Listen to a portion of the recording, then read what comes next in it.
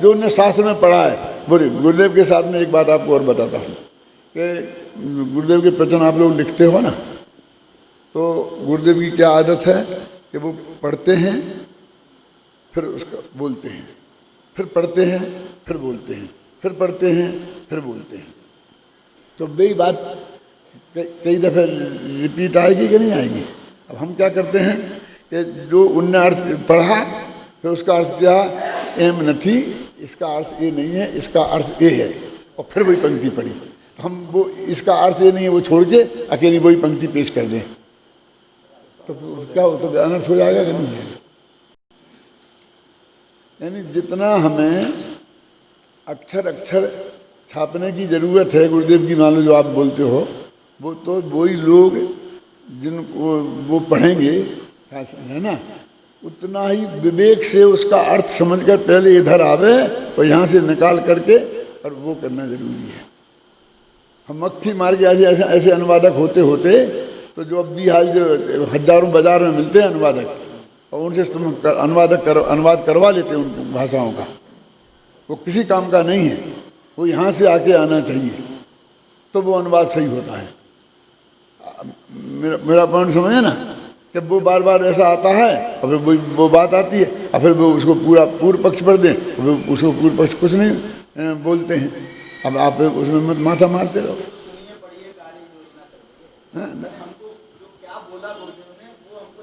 देखिए, एक जो हैं जो गुरुदेव के बहुत अच्छे अभ्यासी हैं, वो गुरुदेव की पूरी बात है, उसके लिए वो देखने की जरूरत नहीं है। मेरा मतलब समझे ना आपकी ना।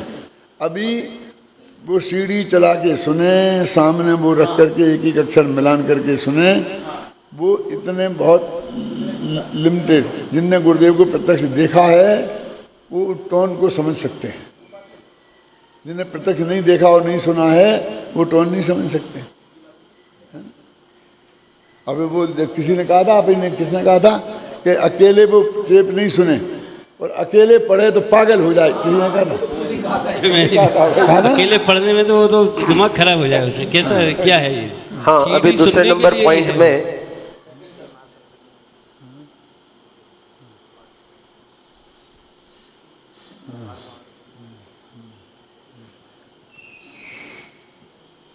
अभी जो दादा ने कहा वही गुरुदेव का मैं कलश नंबर 60 उसमें लिया है। तो શું કેવડી भगवान परने जानता नहीं, प्रश्न किया है। उसके ऊपर लिखा है केवड़ी भगवान लोकालोक ने जाने છે એ અસદભુત વ્યવહારનું કથન છે। લોકાલોક છે માટે ભગવાનને કેવળ જ્ઞાન થાય છે એમ નથી। પ્રશ્ન, તો શું કેવડી ભગવાન પરને જાણતા નથી? उत्तर, નિશ્ચયથી પરને જાણતા નથી। નિશ્ચયથી તો પરને જાણે તો પરની સાથે તન્મય થઈ જાય। જેમ પોતાના આત્માને તન્મયપણે જાણે છે તેમ પરદ્રવ્યને તન્મયપણે જાણતા નથી, भिन्न स्वरूपे जाने छे। हो गया ना, क्लियर हो गया, बहुत बढ़िया। स्वरूपे जाने छे और તેથી व्यवहार नहीं थी जाने छे एम कह્યું છે, नहीं जानता ऐसा नहीं। एक बात देखो, मैं सुन, हमारी एक सब मैं सुन पढ़ता हूँ, मैं आपको बताऊँ हमारी तकलीफ क्या है कि हम कहते हैं एम कह્યું છે, भैया ये कहा है नहीं, ऐसा अर्थ करते हैं। ये हमारी जो आदत पड़ी है ये अच्छी नहीं। मेरा मतलब समझ गए ना आपने? आपने उनने ये बोलते हैं ना, वो प्रतिभाषित होता है और वो जानता है, वो फर्क नहीं, बिल्कुल फर्क नहीं। मैं फिर अभी देते हैं, दूसरा प्रश्न भी लेते हैं, वो भी लेते हैं। एक ही बात है। दादा का कहना है कोई भी गाथा, कोई भी आचार्य, कोई भी वक्ता, उसका एक लिटी या कोई अंश वो सर्वमान्य और त्रिकालिक न्याय नहीं होना चाहिए। आगे पीछे का रेफरेंस देख के उसका न्याय करना चाहिए। व्यवहारથી જાણે છે એમ કહ્યું છે, જાણવાનો અભાવ છે તેથી વ્યવહારને કહ્યો છે એમ નથી। મને નહીં जानता है इसलिए व्यवहार नहीं, ऐसा नहीं है। પરમાં તન્મય થઈને જાણતો નથી તેથી વ્યવહાર કહ્યો છે। इसके ऊपर पहले आया ना भिन्नपणे जाने। देखो, मैं एक बात कहना चाहता हूँ अपन सब बहुत पवित्र भाव से कि हरी भाई और गुरुदेव की मान्यता में थोड़ा अंतर आया था ना बीच में, जिस वजह से मेरे पास आत्मधर्म आया था। आत्मधर्म मेरे पास कैसे आया कि हरी भाई अलग मानते थे और गुरुदेव जो कहते थे वो नहीं मानते थे, शायद आप लोगों को मालूम होगी। तो वो लिखता आत्म धर्म में लिखते थे, तो वो अपनी मान्यता लिखते थे और बरसों तक वो बात पकड़ में नहीं आई लोगों के। जब बाद में पकड़ में आई तो उनको कहा गया कि भाई साहब ये आप नहीं लिख सकते, आप बहस करने लगते, तर्क करते, नहीं बात तो ये सच्ची है। तो ये नक्की किया गया कि आत्म धर्म मुझे दिया जाए। तो मैंने खुद हरि भाई से जाके बात करी, तो वो मुझे समझाने लग गए कि ये गुरुदेव की बात सत्य नहीं है और ये जो मैं कह रहा हूँ ये सत्य है। मैंने उनको बहुत विनयपूर्वक कहा कि देखो ये आत्म धर्म गुरुदेव जो कहते हैं उसके प्रचार प्रसार के लिए निकालती है संस्था, हरि भाई जो कहते हैं उसके लिए नहीं। आप में उनके में मतभेद है और आपको उसका प्रतिपादन करना, आप नया अखबार निकालिए और उसमें जो लिखना हो लिखिए, लेकिन आप ये गुरुदेव के नाम पर, गुरुदेव के प्रवचन में जो आया और वो करेक्शन करें, ये सही नहीं है। लेकिन उनने नहीं मानी, तब मैंने आत्म धर्म स्वीकार किया था। अब मैं ये आपसे कहना चाहता हूँ, जो आपने कही कि हमें कोई कैसे आ जाएगी, अब वो हरि भाई बहुत किताबें लगी, छप गई और वो चल रहे हैं, अब हम उन प्रवचनों को कोट करेंगे तो हम इतने जागृत नहीं रहेंगे तो फिर क्या होगा। ये कितने लोग बोल रहे, कितने लोग लिख रहे, उतना कितना सही समझ पाया, कितना नहीं समझ पाया, मेरे मतलब समझ गए ना। तो ये जागृत विवेक मेरी कहानी है इस मामले में कि भाई विनय तो अत्यंत आवश्यक है, भूतली प्रेसिडेंट ने की थी धरसेन से। लेकिन फिर एकदम ऐसे ही कि भाई हम तो विनय है और हम तो गुरुदेव के प्रश्न खड़ा नहीं कर सकते। तुम्हारे चित्त में तुम्हारा विवेक भी है ना, और आगे पीछे आगम है क्या नहीं है, तो बहुत विवेक से काम की जरूरत है। इसका अर्थ ये नहीं है कि गुरुदेव की वाणी में शंका करने की बात है, ये रंच मात्र भी नहीं है।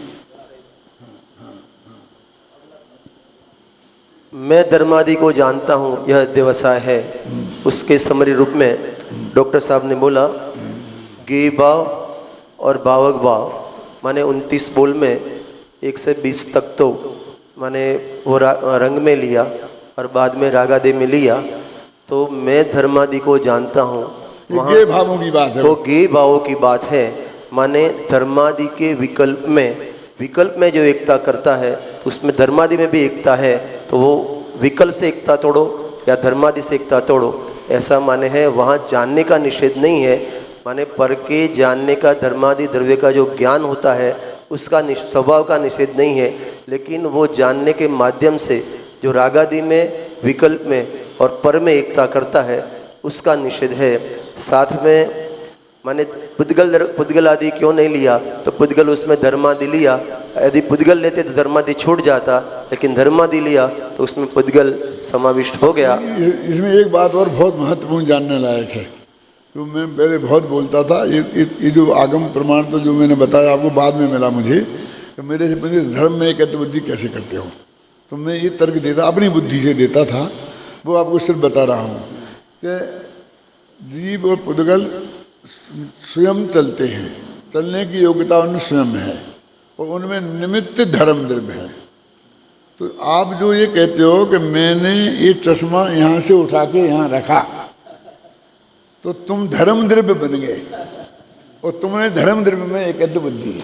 ये आपकी बात मारवाड़कर जी ने कही थी, यही बात है कि यही बात कही मारवाड़कर जी ने कि मैं ये उठाता हूँ, मैं रखता हूँ, मैं चलता हूँ, करता हूँ बन गए। मैंने बहुत व्याख्यानों में कहा है, बहुत कई दफे सुनो, और ऐसे ही वो ठहर गया तो वो अधर्म द्रव्य में एकत्व बुद्धि होगी। मैंने ठहराया और मैंने तुम्हें रहने को अवकाश दिया तो तुमने आकाश में एकत्व बुद्धि की, और तुम्हारे परिवर्तन में मैं निमित्त बना तो तुमने काल में एकत्व बुद्धि की। क्या मनोहर जी ने कही होगी ये बात?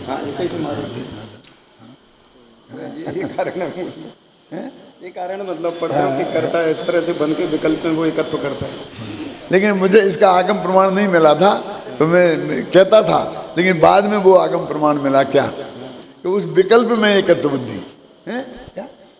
हाँ, अभी दूसरा पॉइंट लेना है कि गुरुदेव के प्रवचन में बारंबार आता है कि आत्मा पर को नहीं पर संबंधी अपने ज्ञान को जानता है। हाँ ठीक है। और आज के प्रवचन में भी कम से कम 5-7 दफ़े ये बात आई थी कि पर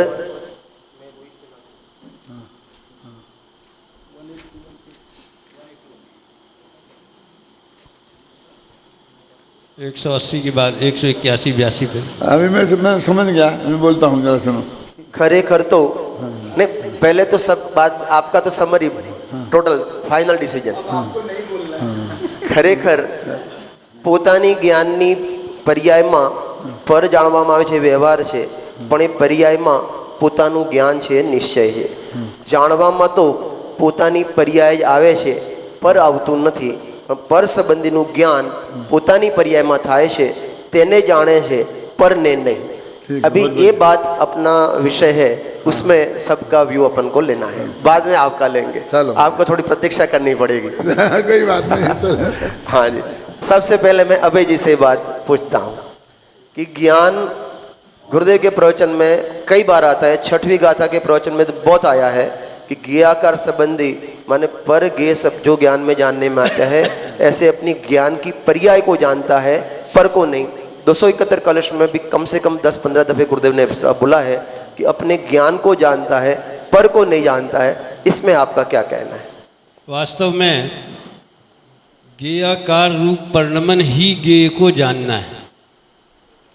जैसे कि दादा कहते झलकना कहो या जानना कहो, इसमें कोई फर्क नहीं है। स्वच्छता की भाषा में बोलो तो झलकते हैं, और ज्ञान की भाषा बोलो तो जानते हैं। ये जानने का मतलब क्या है? जब जब गुरुदेव ने ये कहा है कि पर को नहीं जानता और अपनी पर संबंधी ज्ञान पर्याय को जानता है, जितनी बार कहा लगभग उतनी ही बार उसकी व्याख्या में उन्होंने यही सिद्ध किया कि वो पर्याय पर से नहीं हुई है, वो अपनी योग्यता से हुई है, और ज्ञेय ज्ञान में नहीं आ गया है, या ज्ञेय है इसलिए ज्ञान हुआ है, ऐसा नहीं है। यानी उन्होंने ज्ञान और ज्ञेय की एकत्व बुद्धि को ही तोड़ा है। तो पर को नहीं जानता, अपनी ज्ञान पर्याय को जानता है। इसमें पर के साथ में ज्ञेयाकार ज्ञान की भिन्नता और कर्तापने का अभाव, इसको लेकर के वो इस भाषा में बोलते हैं। दादा ने बहुत मार्मिक बात कही कि मैंने भी कल कहा था कि गुरुदेव सूत्र देते हैं, फिर उसी की उन्हीं की डिक्शनरी में उसकी टीका वो करते हैं कि પોતાની પર્યાયને જાણે છે, પરને નથી જાણતો, એટલે પરને લઈને જ્ઞાન થયું છે એમ નથી।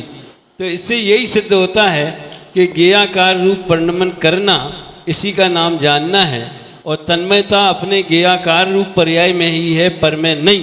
इसलिए पर को जानता है, यानी पर के साथ हमने संबंध जोड़ा। संबंध तो हमारा ज्ञेयाकार पर्याय के साथ में था, लेकिन हमने ज्ञेयों के साथ संबंध जोड़ा तो उसको व्यवहार में बोला।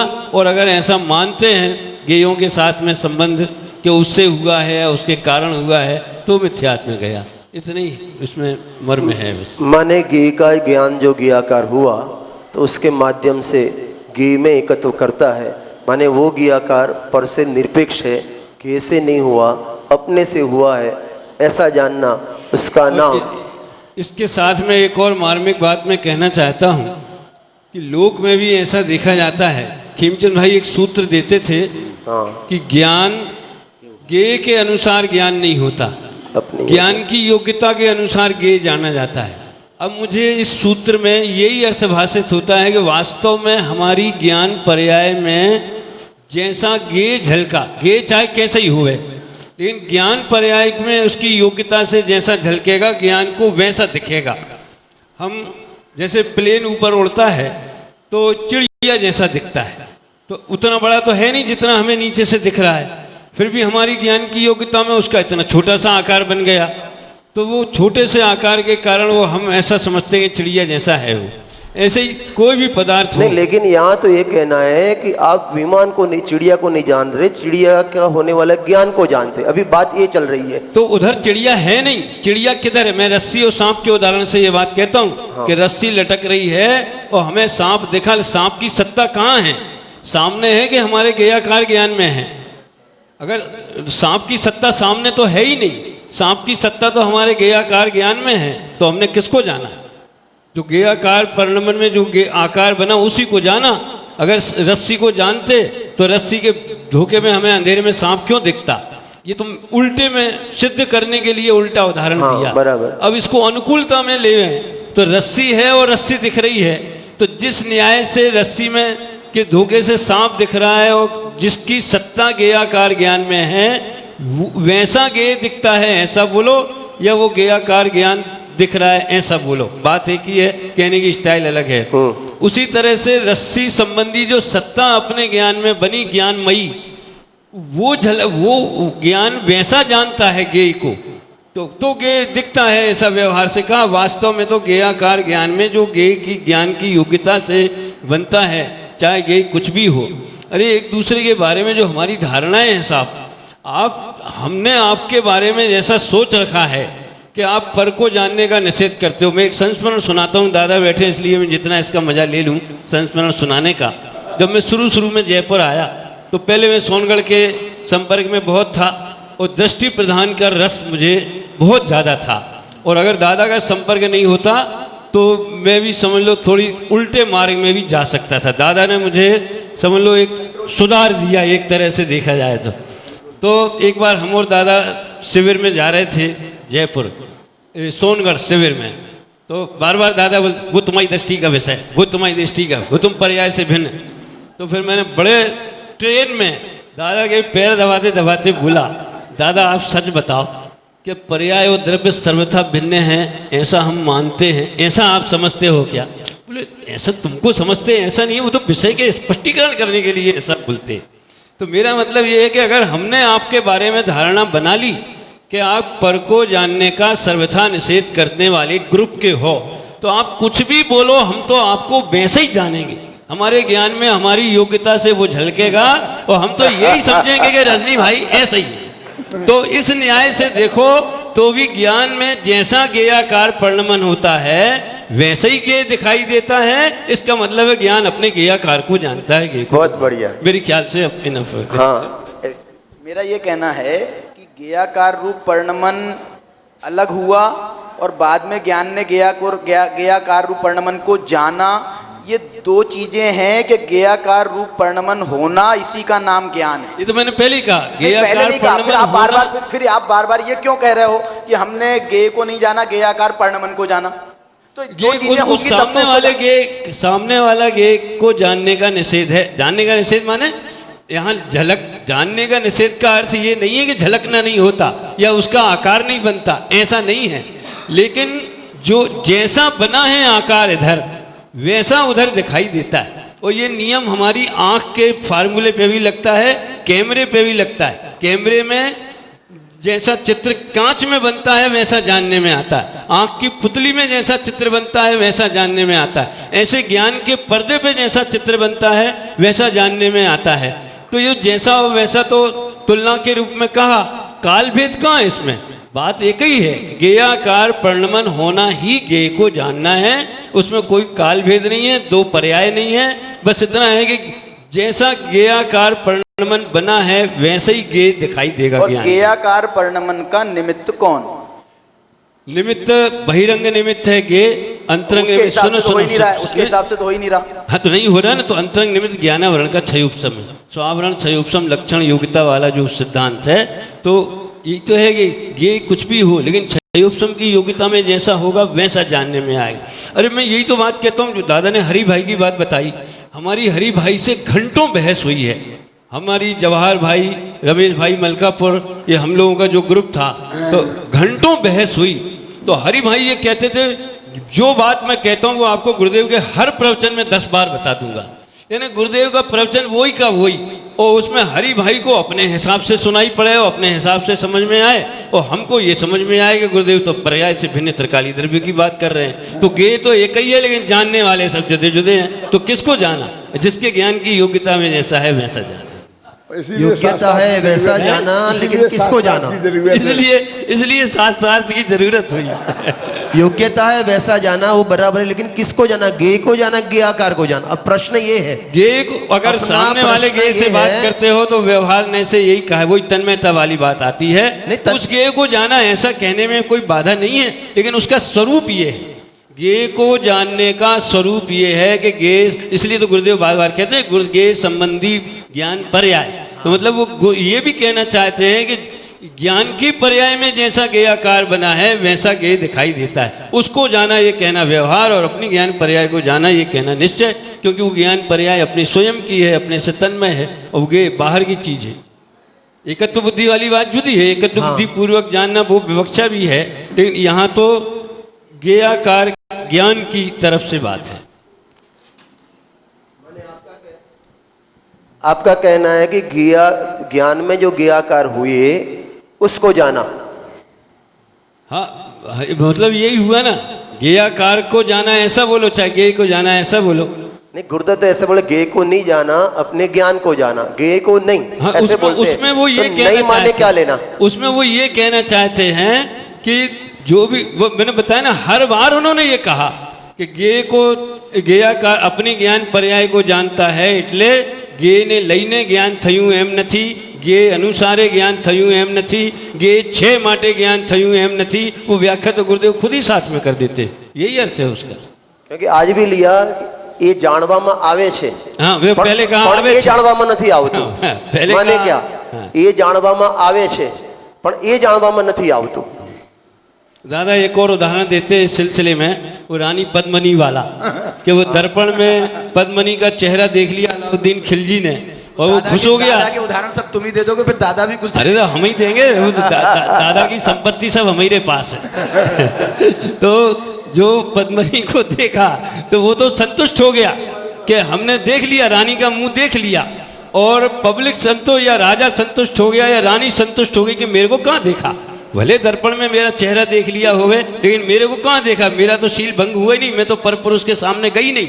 तो वो इस एंगल से देखती है कि उसने मुझे नहीं देखा, प्रतिबिंब को देखा, और अलाउद्दीन खिलजी इस एंगल से देखता है कि हमने रानी को देख लिया। अब जब जो प्रयोजन होवे तो उस प्रयोजन के एंगल से मुख कर ले। माने आपका कहने का आशय हुआ कि पर संबंधी अपने ज्ञान को जानता है, इसका मतलब ये हुआ कि पर का ज्ञान है लेकिन वो ज्ञान पर से नहीं है, पर का नहीं है, पर के निमित्त से नहीं है, गेय का उसमें कुछ लेना देना नहीं है, ये कहना है। अच्छा, अभी इसमें ये अभी दोपहर में चर्चा चलेगी। एक खाली राकेश जी इसके बारे में बोलेंगे, बाकी सब वक्ता दोपहर में बोलेंगे। अभी अपन 11:30 तक लेंगे, फिर थोड़ा आज आनंद भाई जाने वाले हैं, इसलिए आधा घंटा सीडी वितरण उनके हाथ से, दादा के हाथ से तो होगा। अभी राकेश जी इसके बारे में बोलेंगे। पर संबंधी પોતાના જ્ઞાનને જાણે છે, પરને નહીં। मैंने बीच में प्रश्न पूछा था, उसमें कुछ बात आई थी। मैं ये कहना चाहता हूँ कि दो प्रकार से जो कथन किए गए हैं ज्ञान गेय के संबंध में भी, जैसे कि अभिन्न षटकारक और भिन्न षटकारक। यदि हम भिन्न षटकारक की तरफ से बात करें तो आत्मा ज्ञाता, पर जो पदार्थ जानने में आया वो पदार्थ उसका गेय माने कर्म, ज्ञाता है वो करता है, पर पदार्थ उसका कर्म है, जिससे जाना वो उसका, जिसके माध्यम से, चश्मे के माध्यम से, आँख के माध्यम से, ये भिन्न षटकारक में। तो ये भिन्न षटकारक में सब कर्ता कर्म आदि सब भिन्न भिन्न बनेंगे। अब जब अभिन्न षटकारक की जब हम बात करते हैं तो वहाँ पर ये छहों कर्ता कर्म आदि वो एक ही वस्तु में घटित होते हैं, और एक ही वस्तु में जब वो घटित होते हैं उनको नाम भले ही अलग अलग दिया जा रहा है।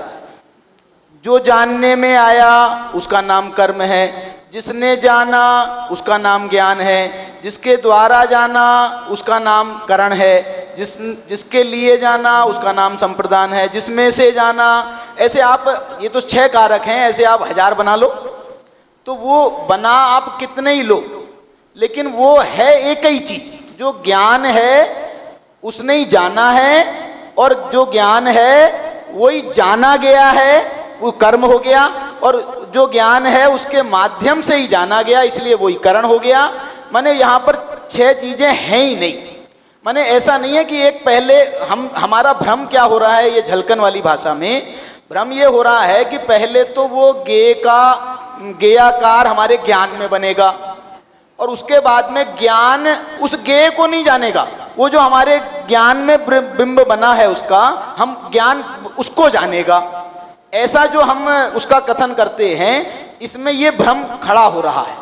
इसलिए इस भ्रम का जो निराकरण है वो इस माध्यम से, यदि हम अभिन्न षटकारक के रूप में यदि उसको देखेंगे तो ये काम एक ही समय में युगपत और उसको विवक्षा से उसमें भेद खड़े किए हैं, विवक्षा से ये षटकारक के नाम दिए गए हैं। वास्तव में वहां तो एक ही चीज है जो कि वो कलश 271 कलश में था कि ज्ञाता ज्ञेय ज्ञान वद वस्तु मात्र। वो ज्ञाता भी वही है, ज्ञान भी वही है और ज्ञेय भी वही है। इस प्रकार से वो तो एक ही वस्तु है, वहां पर दो भेद आप खड़े करो लेकिन वास्तव में वहां दो भेद भी नहीं है, ऐसा मेरा मानना है। हाँ हेमचंद जी। सरस चर्चा अपनी चली ज्ञाता ज्ञान ज्ञेय संबंधी। इसमें मैंने जो बिंदु बोले थे दादा ने पकड़े उसके, वो मतलब 36-37 गाथा के आधार से इसमें मैंने 3 बिंदु ये कहे थे। ज्ञान का स्वभाव तन्मय हो के जानना नहीं है, किसको? परज्ञों को, नंबर 1। नंबर 2 उनका वेदन यानी उनके रस का या को उसमय हो जाना नहीं है। तन्मय हो के नहीं जानता, वेदन करके नहीं जानता, और लक्ष्य पूर्वक जानना भी ये ज्ञान का मूल स्वभाव नहीं है, जैसे केवल ज्ञान में घटा है। तो इसलिए ज्ञान दर्पण की तरह है, दर्पण में जैसे राग द्वेष नहीं तो जो जनाते हैं। अब मूल बात ये थी कि वो अपनी पर्याय ज्ञान ज्ञाकार पर्याय को जानता कि ज्ञेय को जानता है। तो इस बात का तो स्पष्टीकरण हो ही गया कि वस्तुतः अपने पर्याय में अपने पर्याय का वेदन होता है, अपना ही जानना होता है, अपने बाहर अपना कुछ भी जानना वेदन नहीं होता। इस अपेक्षा से निश्चय से अपना ही अपने को अपना जानना होता।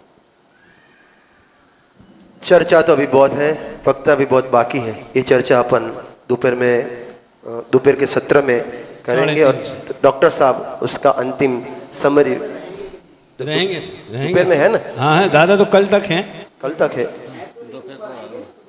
हाँ नहीं दादा आएंगे, पक्का आएंगे। दोपहर में रात को आएंगे, उस समय स्थिति देख लेंगे, उस समय कैसी क्या स्थिति।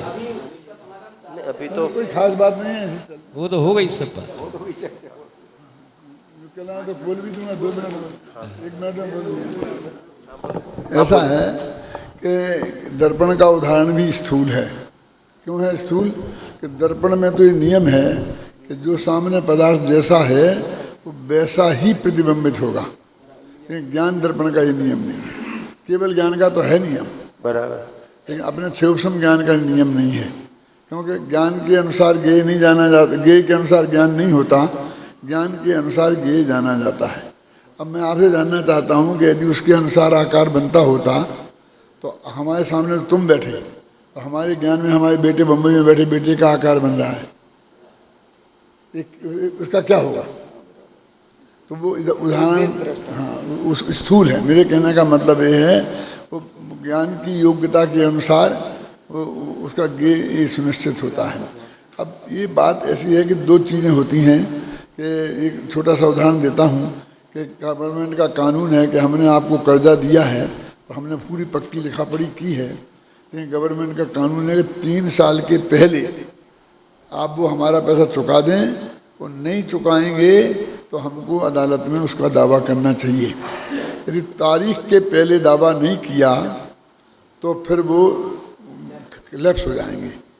अब मैं पूछता हूँ, ये टेक्निकल बात हो गई कि हमने तारीख के पहले दावा नहीं कर पाया, हम बीमार थे, हम विदेश गए थे, तो हमने उसे पैसा नहीं दिया था, क्या उसकी हमें पैसा वापस देने की ड्यूटी नहीं है? वो टेक्निक है। तो ये ज्ञान पर को जानता है, वो कैसे जानता है? तो वो एक टेक्निक है ज्ञान के जानने की। मेरा मतलब समझे ना? अब वो ये टेक्निकल बात हम करके और इसके ऊपर को नहीं जानता कहना चाहते हैं। वास्तव में हम देखें कि भाई अब छोड़ दो, निश्चय छोड़ दो, व्यवहार छोड़ दो, सब खत्म करो, और आप बोलो कि ये पर पदार्थ किसी के ज्ञान में जानेंगे कि नहीं गए। और यदि नहीं जानेंगे तो उनके प्रमेयत्व गुण का क्या हुआ? तो प्रमेयत्व गुण का कोई अर्थ ही नहीं रह जाता है, क्योंकि वे अपने ज्ञान का ज्ञेय तो बनने वाले, उनके ज्ञान में ज्ञान ही नहीं है। और वे किसी न किसी के ज्ञान का ज्ञेय बने ही, और किसी ना किसी के, इसका मतलब स्वा के नहीं पर के। तो मेरे कहने का मतलब वो बहुत बड़ा फैक्ट है, उसे व्यवहार कह के। और हमारे यहाँ जो व्यवहार की पोजीशन है, जैसे बिल्कुल हे व्यवहार कहते ही हमारे चेहरा बिगड़ जाता है। एक तरीके से हम उसको जानने में एक शंका पैदा करते हैं। मेरी समस्या ये कहने का मेरे कहने का मतलब है छह द्रव्य जानेंगे, भगवान की दिव्य ध्वनि में आए, सारा आगम प्रमाण खलास हो जाएगा। जैसे मैंने कल कहा था पूरा प्रथमान ही वो खलास हो जाएगा। तो ये मेरे कहने का मतलब ये है कि अब आप टेक्निक खूब बताओ, वो टेक्निक से कोई फर्क नहीं पड़ेगा। टेक्निक किसी के ज्ञान में नहीं आएगी तो सम्यक दर्शन नहीं रुकेगा, लेकिन यदि उसने पर को नहीं जानना मान लिया तो सम्यक दर्शन रुक जाएगा। वो सम्यक ज्ञान का भेद है। मैं भरत भाई ने कहा नीचे जाकर के कि चारों ही नए व्यवहार सम्यक ज्ञान के भेद हैं। तो शुद्ध प्रमाण के ही अंश है और इसलिए वो प्रमाण भी है। तो वो बात में अप्रमाणिकता ना आ जाए।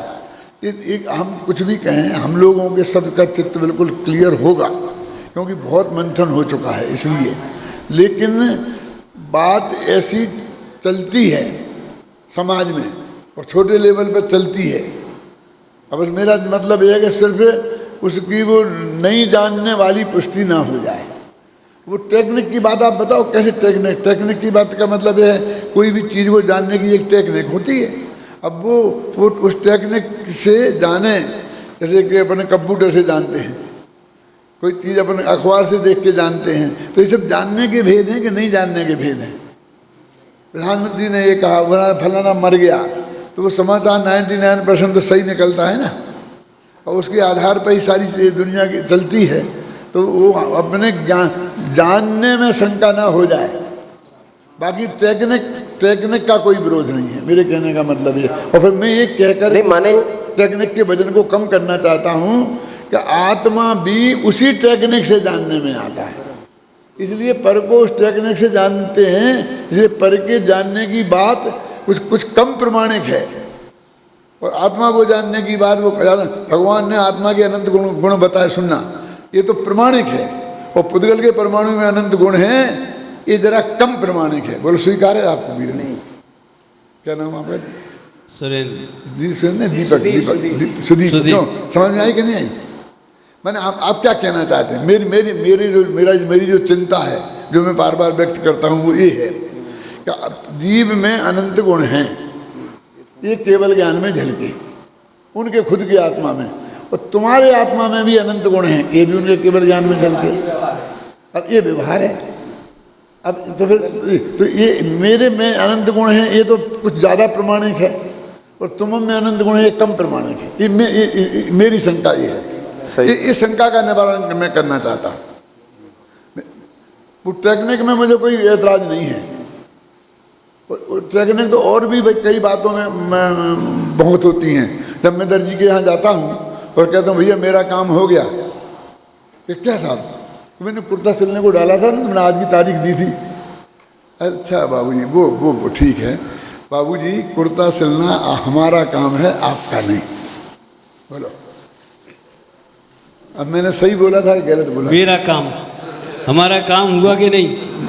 अब मैं पूछता हूँ, वो कुर्ता जो सिला है दर्जी ने, वो दर्जी का काम है कि पंडित हुकुमचंद का काम है? अब मुफ्त की टेक्निक में लड़ाई लड़ते रहो।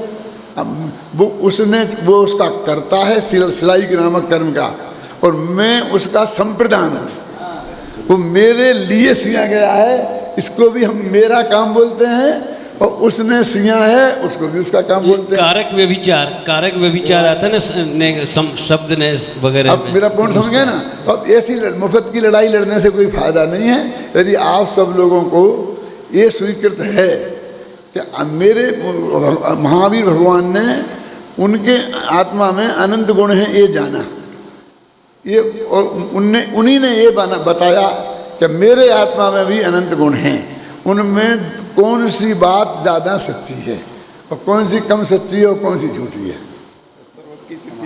आप समझ गए ना? राजन जी ने ऐसी बात कही थी, मैंने सुनी थी। इस टाइप का पॉइंट राजन जी ने उठाया था। माने हम देखो फिर भी पर को नहीं जानता है, इसके पर संबंधी जो भी ज्ञान जनागम में उपलब्ध है उस सब पर प्रश्न चिन्ह खड़ा होता है।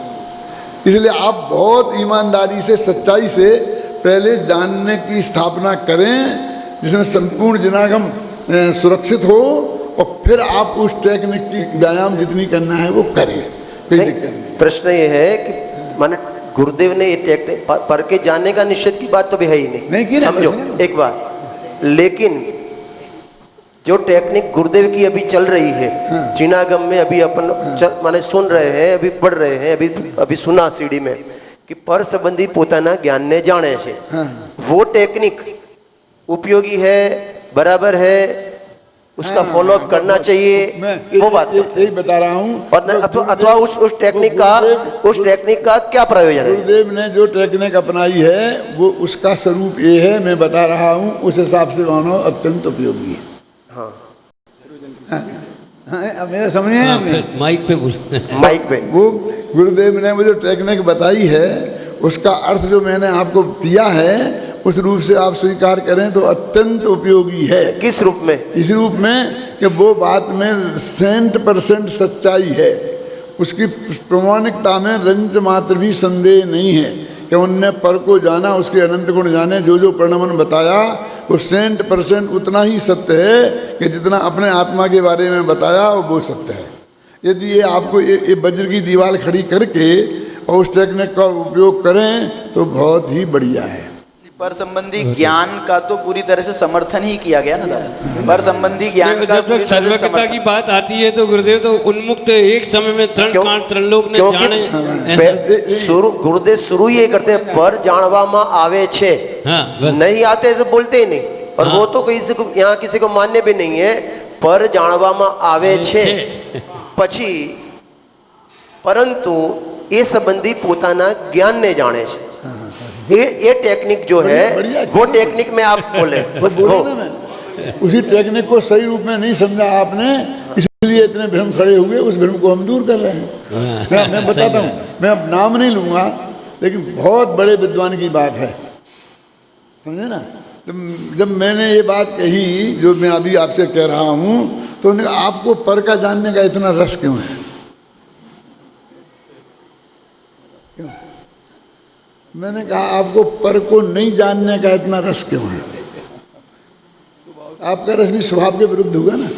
अब निर्णय कर रहे हैं कि वो पर जानने में आता है नहीं, जो बात जानने आई उनकी दिव्य धुनी में आई वो प्रमाणिक है कि नहीं है, इसमें रस की बात कहाँ से आ गई? इसमें हमको रस है पर के जानने में, पर के जानने से कल्याण होगा और स्वभाव से अकल्याण कैसे हो सकता है? देखो छपक श्रेणी में पर ज्ञान का ज्ञेय बनता है और उसी तेजी से वो कर्म का क्षय होता रहता, निर्जरा होती रहती है, शुद्धि की वृद्धि होती रहती है। जब स्व को जानता है तब भी जिस रफ्तार से होती है, बीच में जब पर को जानता है उस रफ्तार में अंतर नहीं आता और तेजी आती है। पर के जानने के कारण नहीं, वो आगे बढ़ रहा है ना, इसलिए तेजी आती है, क्योंकि वो आधा प्रवृत्ति से अपूर्व करण में जाता है, अपूर्व करण से अनिवृत्ति करण में जाता है, और वहाँ पर अर्थ से अर्थ संक्रांति होती है और व्यंजन संक्रांति होती है। मान एक पदार्थ से दूसरे पदार्थ को जानता है, तो दूसरे पदार्थ को जानता है तो वो तो अपने आत्मा से भिन्न ही दूसरा पदार्थ होगा ना। तो छपक श्रेणी में भी पर का जानना होता है और उससे कुछ भी मोक्ष मार्ग में अंतर नहीं आता है। तो आपको पर के जानने को अपराध घोषित करके आप किसी व्यक्ति पे आक्षेप नहीं है, लेकिन ये धारणा हमारे समाज में है, यदि किसी नहीं है तो बहुत सौभाग्य की बात है, हमारे दिमाग में है, इसलिए हम उसको कल्पना करते, उसी खंडन मैंने पर का जानने का स्वभाव का स्वीकार करे, हाँ। और बाद में गुरुदेव का टेक्निक अपनावे, हाँ, तो प्रयोजन बहुत अच्छी है। गुरुदेव की बाद में क्यों, गुरुदेव की हर टेक्निक अपनाने ही लायक है। एक मिनट, कैसा है? मेरे पास 29 विद्वानों की लिस्ट है यहाँ जो आए हुए हैं, और दादा ने जो संकेत किया कि अपन लोग जब चाहे दैनिक स्वाध्याय सभा में बोलते हैं, एक मिनट भाई साहब, अपन लोग चाहे दैनिक स्वाध्याय सभा में दैनिक स्वाध्याय करें अथवा बाहर जो है प्रसंगों में बाहर जावें, लेकिन जब जब ये प्रसंग बने और बनेगा, शास्त्र में आती है सब बात आती है, तो दादा ने हमें ये जिम्मेदारी सौंपी है और हमें ये भरोसा हमारे ऊपर किया है, और हम भी उन्हें भरोसा दिलाना चाहते हैं कि वास्तव में जानने के स्वभाव की स्थापना करके, जानने की स्थापना करके फिर जो उसका अंतरंग स्वरूप है, जो टेक्निक है, फिर उसका ज्ञान करावें, तो ये जो भ्रम बन रहा है अथवा बन गया है किसी भी श्रोता को या किसी को भी, मतलब हमारे निमित्त से तो ऐसी धारणा न फैले। तो ये अगर ऐसा हमने दादा का संदेश ग्रहण किया तो मैं समझता हूँ इस गोष्ठी का बहुत बड़ा लाभ समाज को होगा।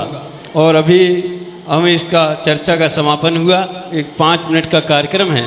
मैं आदरणीय अनंत भाई से निवेदन करता हूँ कि वे यहाँ पधारें। यद्यपि अनंत भाई की समझ लीजिए अंतः प्रेरणा और उनका मन वचन काय और तन मन धन पूरा का पूरा इस गोष्ठी के कार्यक्रम के लिए समर्पित रहता है। मैं तो ये कहता हूँ उनके आदेश से ही हमें इस गोष्ठी की तैयारी और व्यवस्था सब करने की प्रेरणा उनके आज्ञा से ही मिलती है। वो कहते हैं कि हाँ करना है, नक्की है, और कब करना है, कैसी करना है, वो आप लोग प्लानिंग करो। तो और वो पूरा लाभ लेते हैं। पोन्नूर में भी लिया, यहाँ भी लिया, लेकिन कुछ बहुत ही अर्जेंट कार्य कल उनको पारला में है, इसलिए बड़े समझ लीजिए दुखी मन से वो यहाँ से जा रहे हैं। ये सब वातावरण देख के उनकी बिल्कुल इच्छा नहीं है और मजबूरी में उन्हें जाना पड़ रहा है। तो मैं ऐसे महान कार्य के लिए कि जो विद्वानों को बुला के और फिर उनके तत्व चर्चा होवे और रीति नीति संबंधी भी चर्चा होवे, इसके लिए जो उनके चिंतन में से बात आई और उनने इसमें इसका आयोजन किया, तो मैं सारी सभा की ओर से मैं हार्दिक अभिनंदन करना चाहता हूं। आप करतल ध्वनि से हम सब अनंत भाई का हार्दिक स्वागत करते हैं। और कल तो बहुत बात हो चुकी है, अभी ज़्यादा लंबा करने का समय नहीं है। और सीडी जो 2700 लगभग 2700 प्रवचनों का एक सेट जो यहाँ रखा हुआ है, वो सीडी यहाँ हम अपने विद्वानों को दे रहे हैं। और बाद में अगर हमारे पास शेष रहेंगे तो अन्य भी साधर्मी भाइयों को उपलब्ध होंगे। पहला सेट अनंत भाई जो हैं आदरणीय दादा को भेंट कर रहे हैं। धन्य कुमार जी साहब से निवेदन है कि वो यहाँ आवें सेट लेने के लिए। आपको तो 16 वाली देनी चाहिए। हाँ ठीक है, 16 ये तो प्रतीक के रूप में है। 16 डीवीडी में 9,500 प्रवचन हैं और 60 डीवीडी में 2700 लगभग हैं, और वो 16 में शामिल हैं। ये हिंदी के अलग निकाले हैं। धन्य कुमार जी बेलोकर, ब्रह्मचारी धन्य कुमार जी बेलोकर को ये सीडी भेंट की जा रही है। और उसके बाद में आदरणीय हेमचंद जी, पंडित राजेंद्र कुमार जी, सब एक साथ ले आओ ज़्यादा। हाँ ठीक, आप वहाँ प्रदीप कुमार जी झांझरी, प्रदीप जी इधर बैठे हुए हैं। पंडित राकेश जी, रजनी भाई, हितेश भाई, श्री ऋषभ जी इंदौर, श्री नरेंद्र जी जबलपुर, नरेंद्र जी यहाँ, श्री नन्हे भैया, ब्रह्मचारी नन्हे भैया, सुदीप जी बीना, नीलेश भाई मुंबई, आलोक जी कारंजा, आलोक जी शास्त्री कारंजा, हाँ है ना, श्री भरत भाई सेठ, नंद किशोर जी शास्त्री काटोल, जिनचंद जी शास्त्री कोल्हापुर, इधर आ जाइए जिनचंद जी, विक्रांत जी शास्त्री सोलापुर, बहुत दिनों बाद ये प्रकट हुए हैं। श्री विजय कुमार जी राउत रिठत, विजय कुमार जी राउत, सौरभ शास्त्री इंदौर, गौरव शास्त्री इंदौर, अनंत विशंबर, अनंत शास्त्री, श्रेयांश जी शास्त्री जबलपुर, सुरेश शास्त्री घोड़ा डोंगरी, यहाँ के पास निकट के ही हैं, चले गए। श्री अशोक भैया छिंदवाड़ा, जो हमारे प्रवचनकार हैं, वक्ता हैं, उनको ही इसमें हमने हमें शामिल किया। चित्तरंजन जी छिंदवाड़ा, रवि जैन ललितपुर, पंडित मनोहर जी मारवड़कर नागपुर। गलती से अगर कोई रह गया होवे हमारे प्रवचनकारों, शास्त्री विद्वानों, वक्ता जो भी वहाँ स्थानीय करते हैं, तो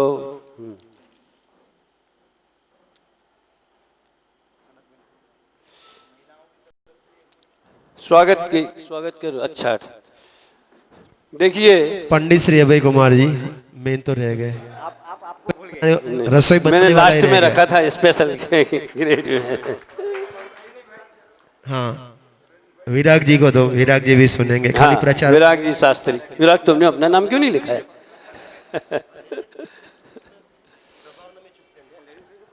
हाँ, सब फैमिली डीट है ना।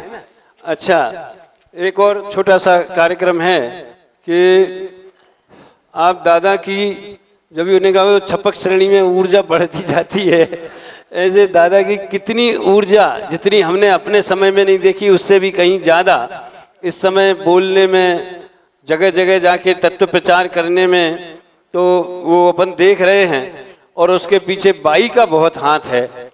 मैंने कल भाई से पूछा, भाई हम तो एक जगह जाके थक जाते, आप इतना घूम रही हो, थकती नहीं हो क्या? लेकिन बाई का मैंने अमेरिका में देखा है कितनी तकलीफ सहती हैं बाई, कितना ध्यान रखती हैं और कितनी परेशानियां सहती हैं। उनका सहयोग समझ लीजिए पीछे है। इस यही दादा को समझ लो इतना ऊर्जा प्रदान करता है। मैं जितने भी यहाँ महिला मंडल है उन सब की ओर से श्रीमती कनक बहन से, मम्मी जी से निवेदन करता हूँ कि वे बाई का तिलक करके हार्दिक स्वागत करें। इधर आ जाए, इधर के उधर से कैमरा कहाँ जाएगा? अच्छा, आइए। राजेंद्र जी सांगावे कौन है, कर्नाटक, कहाँ गए? हाँ जी, उनको भी एक कैसेट। हाँ, आइए राजेंद्र जी। नीलेंद्र, आओ ना, उसमें सीडी लेने में कहते हैं। आओ नीलेंद्र भाई, आओ। आमा शू वांधो छे? खैर वैसे ये हिंदी की है।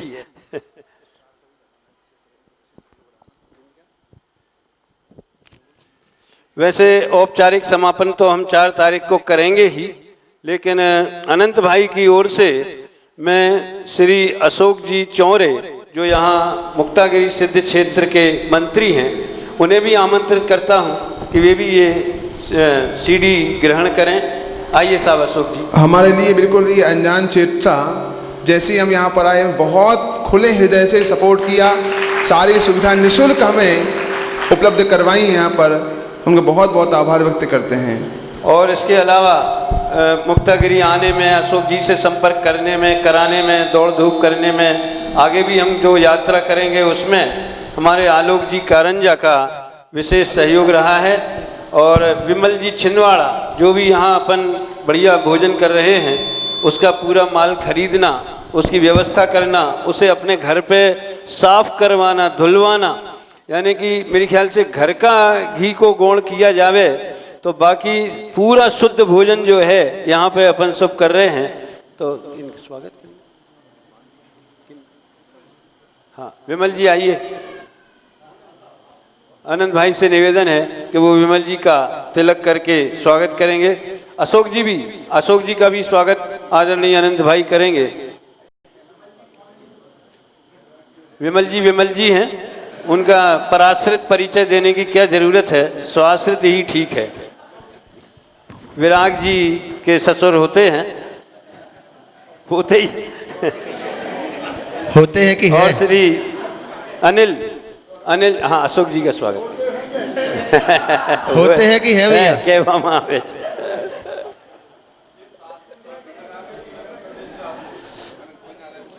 वो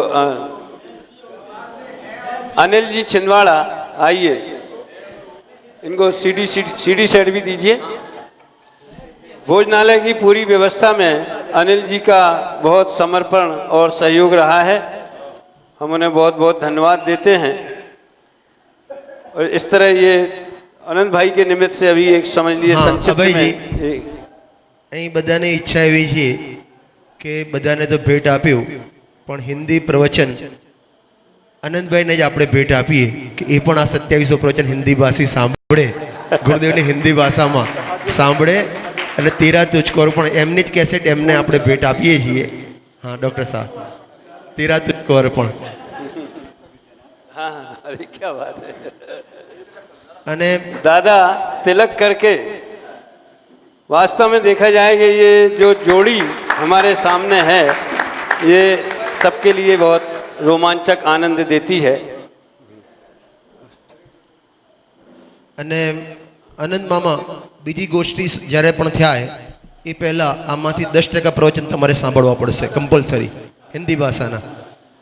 आनंद भाई जब देवलाली रहते हैं और घर पे भी रहते हैं तो शाम का समय वो नियमित रूप से सीडी सुनते ही हैं, वो उनका नियम ही है ऐसा। और उस समय कोई फ़ोन करता है, न किसी का फ़ोन लेते हैं, न किसी को अपॉइंटमेंट देते हैं, तो वो उनका तो उनकी दिनचर्या में ये शामिल है। उसी का तो ये रस है जो इतना तत्व प्रचार में और गोष्ठी में आ रहा है। मैं 2 मिनट आनंद भाई से निवेदन हाँ 1 मिनट कनकबेनનું પણ જેમ દાદાના શું કહેવાય વ્યક્તિત્વમાં બાઈનો હાથ છે એમ આનંદભાઈના જે તત્વ પ્રચાર પ્રસારમાં પણ કનકબેનનો પૂરો હાથ છે તો એ પણ અહીં આવે અને मैं એમનું आदरणीय रमाबेन दोषी से निवेदन करता हूं कि वे कनक बहन का यहाँ स्वागत करें। हमें सब महिला मंडल की ओर से, हम सब की ओर से।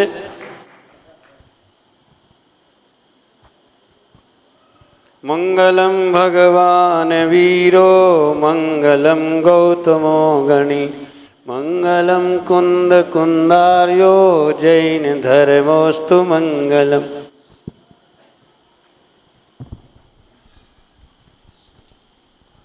ये जो औपचारिक विधि अभी हो गई सीढ़ी की આમ આમ प्रदान की, उसमें मैं तो ऐसा चाहता था कि गोष्ठी का प्रोग्राम कम न हो,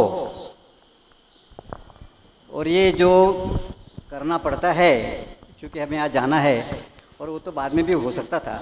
मैंने बताया था अभय जी को, भाई ये सब प्रोग्राम बाद में कर लेना, गोष्ठी का प्रोग्राम में 1 मिनट भी कम हो वो मुझे अच्छा नहीं लगता है। मेरा कहना ये बात में ऐसा भी है कि देखिए ये जो सीडी दी गई है उसमें हिंदी का अलग करने में बहुत तकलीफ हुई है,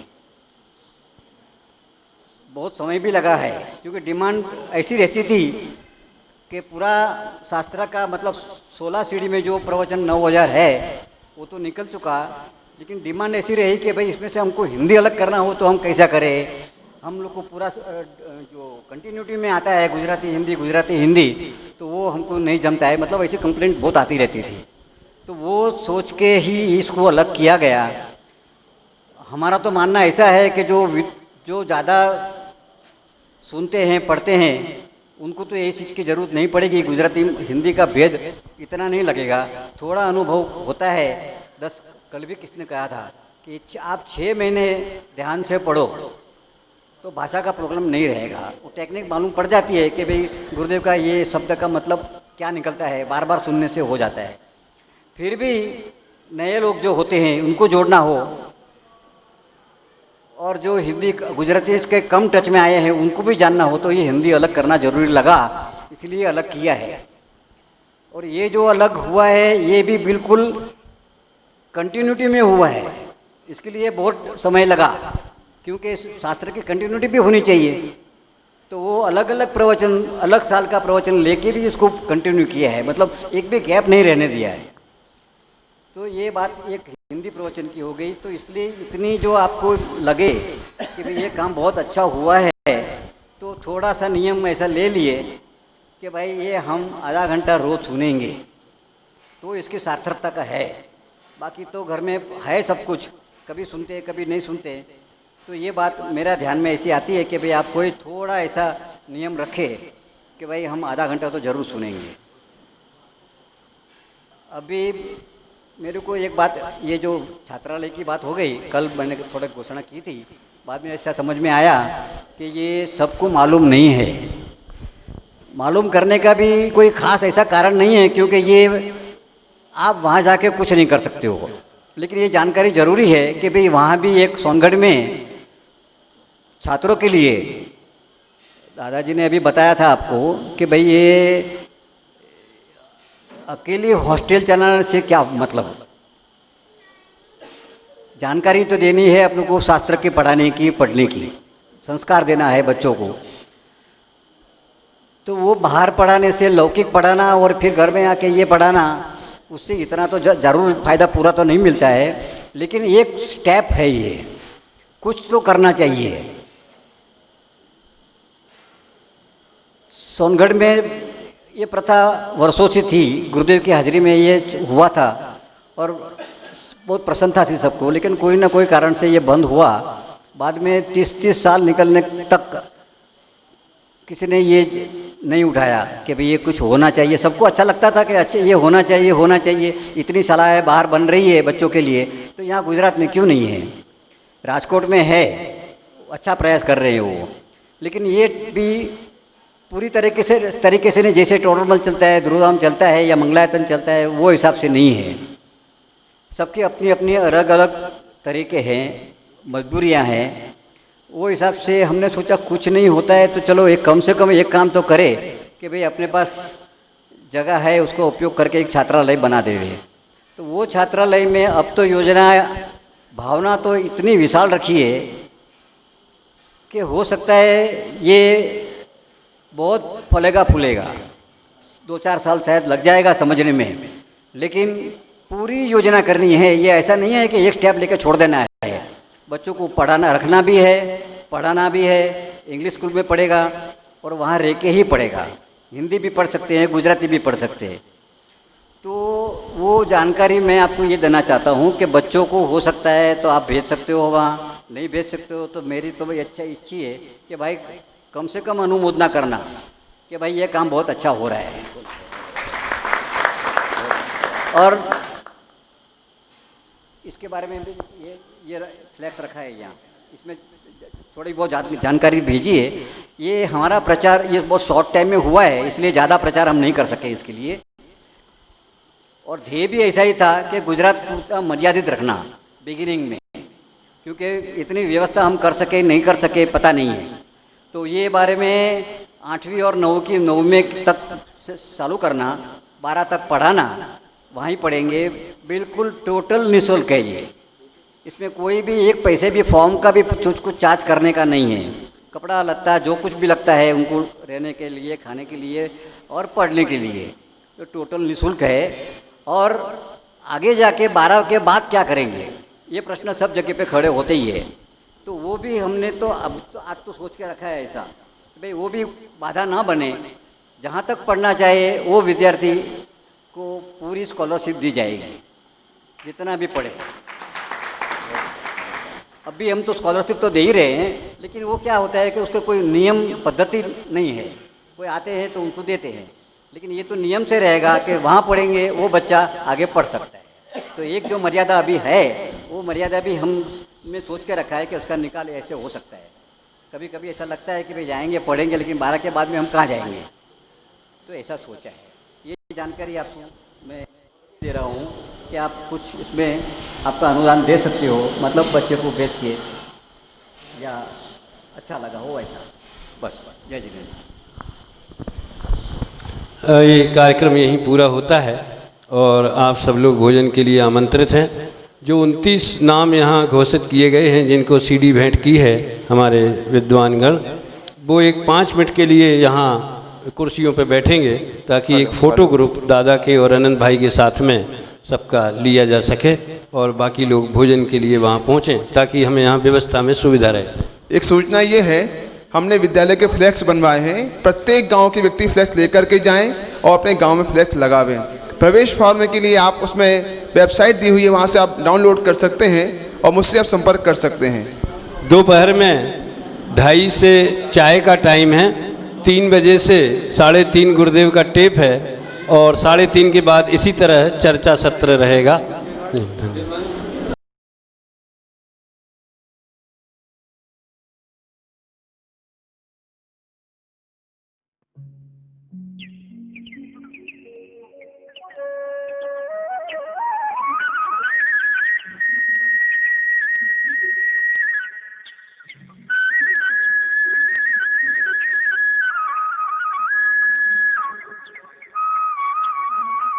વાત રાખે છે એને જાણે છે તો કે ના, એ સંબંધી પોતાના જ્ઞાનને જાણે છે। સવારે આપણે થોડી ચર્ચા ચાલી હતી તો એમાં અંતે વાત આવી કે આ એક ટેકનિક છે। હવે અત્યારે સભાની શરૂઆત એ રીતે કરું છું, એ ટેકનિક છે કે વસ્તુનું સ્વરૂપ છે। પર સંબંધી પોતાના જ્ઞાનને જાણે છે, પરને નહીં। આ ટેકનિક છે કે વસ્તુનું સ્વરૂપ છે। આ જ્ઞાનીને લાગુ પડે કે દરેકને લાગુ પડે? हिंदी बराबर माने गुजराती में फावશે ने? हाँ हाँ नहीं, ऋषभ जी बहुत अच्छा समझते हैं, वो तो परिचय है मेरे को।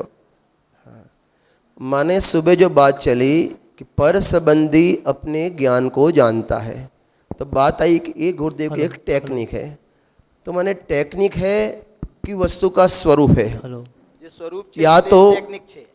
या तो ये प्रयोजन की सिद्धि लिए बात है कि वस्तु का स्वरूप है, कि प्रयोजन सिद्ध माने जानता तो है लेकिन पर को प्रयोजन की सिद्धि के लिए अपने को जानता है पर को नहीं, तो माने प्रयोजन की सिद्धि के लिए टेक्निक है कि वस्तु का स्वरूप है।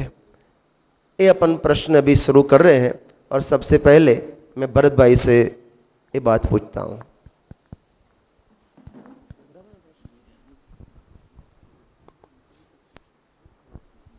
हाँ, पब्लिक नीचे जो श्रोता है एमाथी उसमें से भी किसी को ये इसके कनेक्शन में कोई बात पूछनी हो तो आप कृपया तैयार रहें, उसके बाद आपको भी उसको। श्रोता नहीं है, वो सब वक्ता हैं, बस नीचे बैठे हैं। हाँ सही बात नहीं 29 सुबह बात हुई थी, 29 वक्ता ही है, विद्वत गोष्ठी है, जो नीचे बैठे हैं सभी वक्ता ही है। तो आप में से भी किसी का विचार हो तो आप हाथ ऊंचा करें तो पहले आपसे पूछेंगे, ऐसा जरूरी नहीं कि तो इधर ही घूमेगी। और तो आप भी खाली प्रश्न आपको पूछना ऐसा नहीं, आप भी उसके बारे में कोई आपके विचार हो तो भी आप वो आप बोलिए, आप बोल थोड़ा सकते इशारा हैं। कीजिए तो हम। हाँ ये पहले नीलेश आओ, हाँ, इधर आओ। आओ नीलेश जी, आना आओ। इधर पड़ेगा लेकिन। हाँ आ जाओ। भरत भाई 2 मिनट પછી। गुरुदेव श्री के प्रवचन में खास बात ये भी देखने मिलती है कि जो भी बात आती है वो प्रकरण अनुसार बताते हैं। कल जब आदरणीय भाई राजेंद्र जी का प्रवचन हुआ था उसमें भी बात ये आई थी, मतलब उन्होंने 271 नंबर का कलश लिया था, तो उसमें भी ये बात आई और गुरुदेव श्री को प्रश्न पूछा गया कि क्या केवली भगवान लोकालोक ने जाने छे? तो त्यागढ़ गुरुदेव वहाँ पर गुरुदेव श्री ने ये जवाब दिया कि लोकालोक संबंधी अपनी ज्ञान की पर्याय को जानते हैं। और आज सुबह जो चर्चा चली और उसमें कलश नंबर 60 का जो अपन ने रेफरेंस देखा तो वहाँ पर भी पूज्य गुरुदेव श्री को प्रश्न पूछा गया कि सु केवली भगवान लोकालोक ने जाने छे? तो वहाँ प्रश्न का उत्तर अलग ढंग से दिया। वहाँ गुरुदेव श्री ने कहा कि तन्मय हो के नहीं जानता है, तन्मय हो के तो अपनी आत्मा को जानता है। लेकिन मतलब प्रश्न ऐसा पूछा गया तो शू लोकालोक ने जानता नहीं? जो व्यवहारથી કહીએ છીએ તો શું લોકાલોકને જાણતા નથી? તો કે એમ નથી, વ્યવહાર નહીં લગાડ્યો એટલે જાણવાનો અભાવ છે માટે વ્યવહાર નહીં કહ્યો, એમ નથી, પણ તન્મય થઈને જાણતા નથી માટે વ્યવહાર નહીં કહેવામાં આવ્યો છે। और ये बात भी नियम सार की 166 159 आदि गाथाओं के अंदर पूज्य गुरुदेव श्री के जीव ने प्रवचन है भाग नियम सार भाग 3, उसके अंदर भी मतलब के स्पष्ट रूप से उन्होंने ये खुलासा वहाँ पर किया है। अभी मुझे ये यहाँ पहला तो ये बात बतानी है कि जो 271 में बात बताई तो उसमें जो अपनी ज्ञान की पर्याय को ही जानता है, और जब ये बात चली नियम सार वाली तो उसमें मतलब के वो तन्मय होके नहीं जानता है, तो वहाँ प्रकरण भी अलग अलग बन जाता है। जैसे कि 271 के अंदर के कलश के अंदर तो ज्ञान ज्ञाता गे एक के अंदर घटित करना है, इसलिए वहां से उठा के ज्ञान का कर्म ज्ञान बताकर उसके अंदर एक ही वस्तु के अंदर इस प्रकार से मतलब प्रयोजन की सिद्धि की अपेक्षा से मतलब के बात लेकर प्रयोजन की सिद्धि अपेक्षा को या वस्तु एक्चुअली वस्तु स्वरूप भी देखो तो वस्तु एक है, और हालांकि वस्तु स्वरूप देखो तो वस्तु एक है और वस्तु अनेक रूप भी कहा जाती है, तो इसलिए एक अनेक रूप भी है। और वहां पर जो बात है तो तन्मय और अतन्मय का की अपेक्षा से बात है। मतलब मेरा तो कुल मिला के सार बात तो ये कहनी है कि ये बात भी आती है वो बात भी आती है, तो हालांकि जहां जो प्रकरण होता है गुरुदेव श्री उस प्रकार से वहां खुलासा। अभी जो रजनी भाई श्री ने जो बात कही कि ये वस्तु स्थिति है कि प्रयोजन की सिद्धि की अपेक्षा से बात कही है, तो मैं ये कहना चाहता हूं कि हालांकि स्व को ही ज्ञान की पर्याय को ही जानता है वो भी वस्तु स्थिति है, और पर जानने में आता है वो भी वस्तु स्थिति है। वस्तु स्थिति कोई ऐसा नहीं है कि कोई अलग है, कहने का कि ज्ञान के मामले में बात है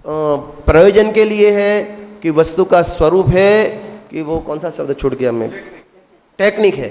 नहीं, ये वस्तु स्थिति है। हाँ बस, हर एक को इसका एक बस, तर्क जो आज अभय कुमार जी ने ये बताया था। एक मिनट, हाँ भरत भाई।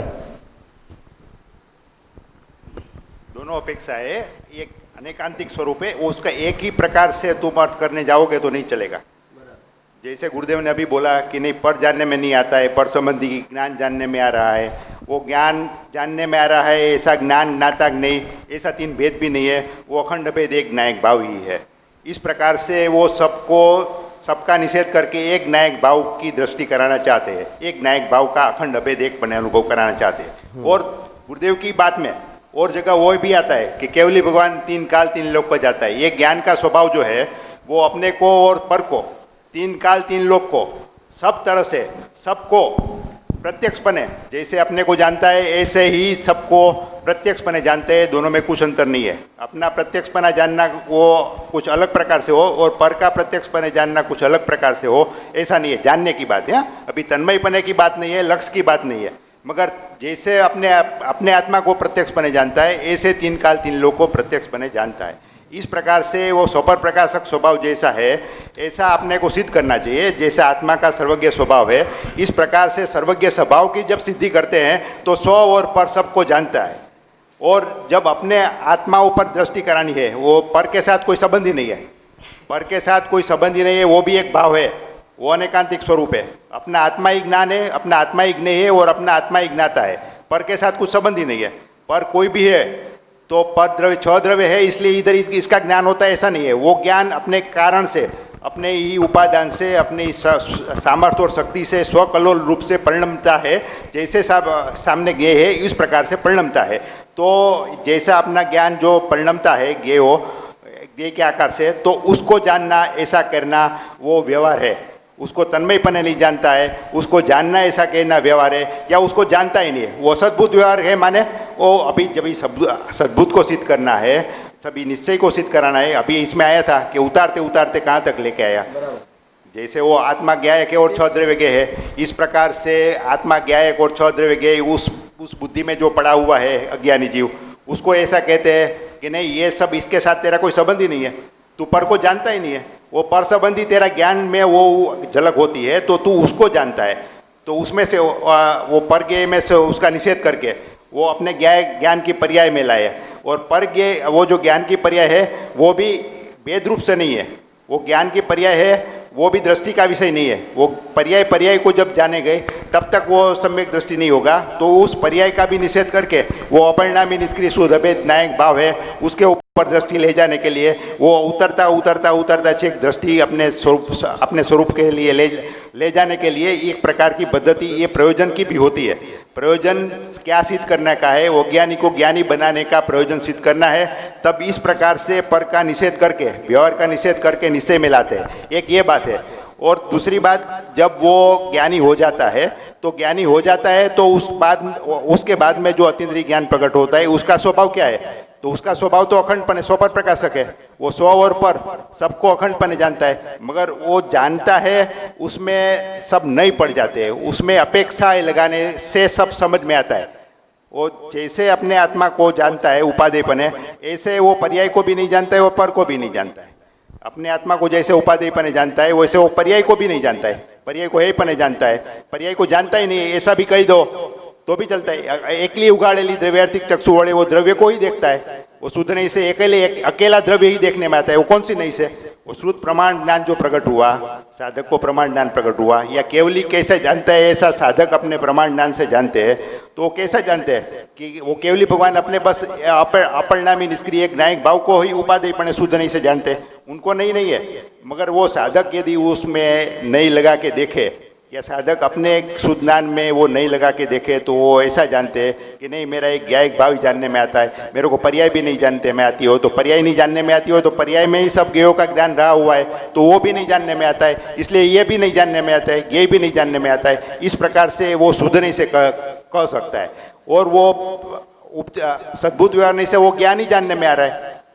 सद्भुत व्यवहार नहीं से यदि वो सोचे, उस बात को सोचे, हालांकि एक ही ज्ञान में वो सब भेद भेद इस प्रकार के पड़ जाते हो, अनेकांतिक स्वरूप है।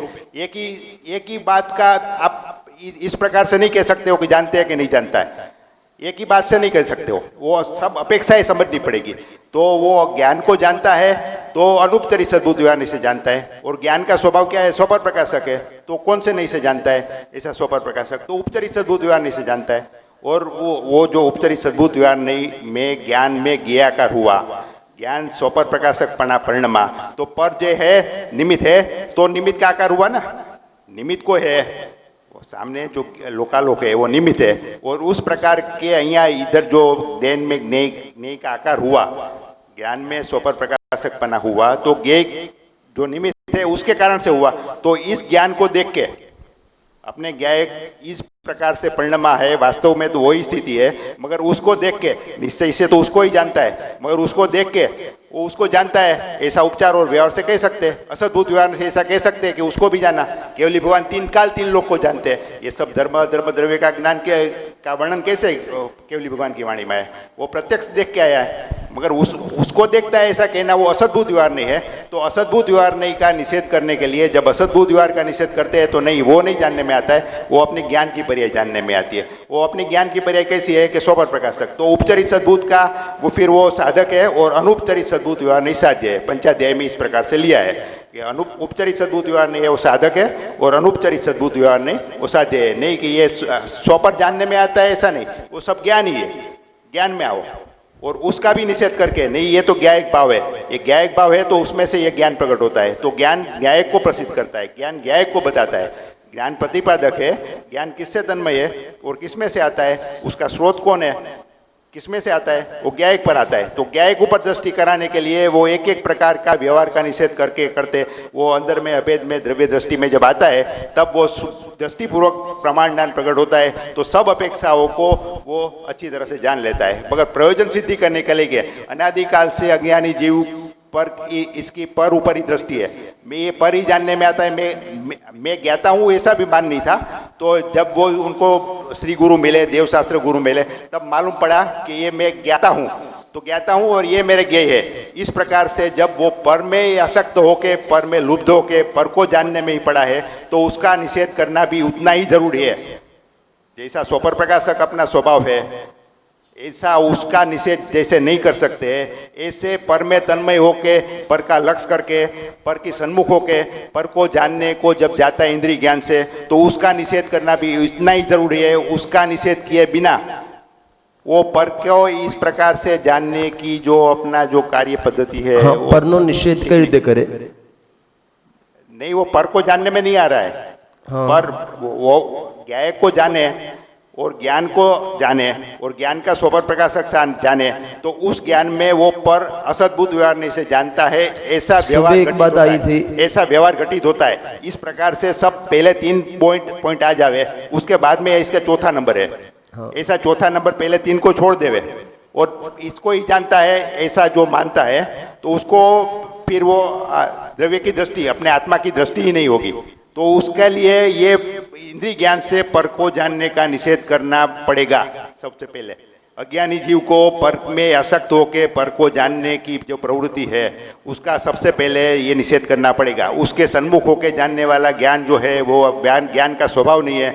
एक ज्ञान क्या इस प्रकार से जानना का वो टेक्निक नहीं है, इस प्रकार से बोलो, उसका स्वभाव नहीं है ऐसा बोलो। एक मिनिट, सवारे डॉक्टर साहब एम बात करी कि परने जवान निषेध करे तो सम्यक दर्शन न थाय। एक ए पॉइंट હતો અને અત્યારે પોઈન્ટ એ આવે છે કે જ્યાં સુધી પરને જવાન નિષેધ નહીં ત્યાં સુધી सम्यक दर्शन नहीं થાય। બેનો સમન્વય કઈ રીતે? हाँ, दोनों की अपेक्षा अलग अलग है।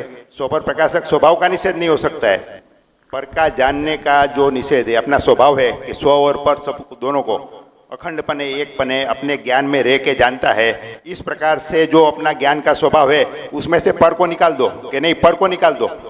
ये पर को जानने का स्वभाव है, इस प्रकार का स्वपर प्रकाशक स्वभाव है, उससे कारण के उसमें लक्ष्य हो जाता है, उसमें तन्मयपना हो जाता है, वो ही जानने में आता है, ऐसा भ्रम खड़ा होता है। इसलिए पर प्रकाशक को निकाल दो, पर जानने में नहीं आता है। ऐसा एकांते पर को निकाल देवे और पर को जानना ही निकाल देवे, तो उसका ज्ञान का निषेध होने से वो अपने आत्मद्रव्य को नहीं जान सकता है। मगर वो अपना जो स्वपर प्रकाशक स्वभाव है उसको समझने के बाद वो इस प्रकार से जानने का मेरा स्वभाव नहीं है। वो एकांते पर को स्व को भूल के एकांते पर सन्मुख होके पर को जानने का मेरा स्वभाव नहीं है। इस प्रकार से इंद्रिय ज्ञान का और पर को जानने का इस प्रकार का निषेध करे तो उसमें कोई दोष नहीं है। वो तो ये एक प्रकार का प्रयोग है, उन अंदर जाने के लिए वो एक प्रकार की पद्धति है। इस प्रकार से अंदर जाया जा सकता है। 1 मिनट में ज़रा हस्तक्षेप करना चाहता हूँ। मूल बात ये उठी थी कि अपनी ज्ञान पर्याय को जानता है पर को नहीं, ऐसा दोनों बातें एक साथ गुरुदेव कहते हैं, इसका क्या अभिप्राय है? तो ज्ञान पर्याय में पर ज्ञेय का अभाव है, तो जब वो पर को नहीं जानता है ये कहते हैं तो ज्ञेयाकार ज्ञान की और सामने वाले ज्ञेय की भिन्नता बताना चाहते हैं। और भिन्नता में वो सब आ गया कि उससे नहीं हुई और उसके कारण से नहीं हुई, तो इस संदर्भ में देखना चाहिए, क्योंकि ज्ञान पर्याय में सचमुच में अभाव है। वो कोई खींचतान के है ऐसा नहीं। ज्ञेयाकार ज्ञान में ज्ञेय वस्तु का वास्तव में अभाव है, वो भिन्न चीज़ है ये, क्योंकि ये ज्ञान की कल्लोल है, वो तो ज्ञेय पर वस्तु है। दूसरी बात ये पूछी गई कि ये टेक्निक है कि वस्तु का स्वरूप है। टेक्निक या वस्तु स्वरूप से भिन्न है क्या? टेक्निक माने वस्तु को साधने के लिए जो होता है उसको टेक्निक बोलते हैं। टेक्निक का मतलब माने प्रयोजन के लिए जो यूज करते हैं उसे टेक्निक बोलते हैं। नहीं, टेक्निक का मतलब है उसकी प्रोसीजर है, उसकी प्रक्रिया है। ज्ञान की ज्ञेयों को ग्रहण करने की प्रक्रिया है और वो ज्ञानी और अज्ञानी सब पर समान रूप से लागू होती है। बराबर, उसमें कोई उसका भेद नहीं पड़ता। भेद तो इससे पड़ता है कि वो ज्ञेय मिश्रित ज्ञान का अनुभव करे तो अज्ञानी, और उस ज्ञान पर्याय में मैं ही हूँ, उसमें पर वस्तु नहीं है, ऐसा भिन्न अनुभव करे तो ज्ञानी। इस तरह वो जो वस्तु स्वरूप ही है और वो प्रक्रिया वस्तु स्वरूप का ही अंग है। वो जो दादा ने जो सावधान किया कि कहीं आप फिर इस चक्कर में कि पर को जानने का जो स्वभाव है या पर पदार्थ जानने में आते हैं, इस प्रक्रिया के नाम पर ये कोई उससे भिन्न चीज़ नहीं है, लेकिन आप उधर न चले जावे, फिर वह अतिक्रमण नहीं कर देवे, इसलिए उन्होंने कहा ये सावधान रखना। दूसरी बात ये उठी कि ये प्रयोजन है, प्रयोजन की बात है या वस्तु स्वरूप की बात है, तो इस प्रक्रिया को जानने से प्रयोजन सिद्धि होती है। वो प्रयोजन सिद्धि किस प्रकार होती है वो डिटेल में अभी भरत भाई ने वो नए पद्धति से चारों नए लगा करके उन्होंने बता दी कि मतलब प्रयोजन सिद्धि टेक्निक और वस्तु स्वरूप ये ज्ञान ज्ञाता ज्ञेय की भांति अभिन्न है। अभिन्न है, अच्छा।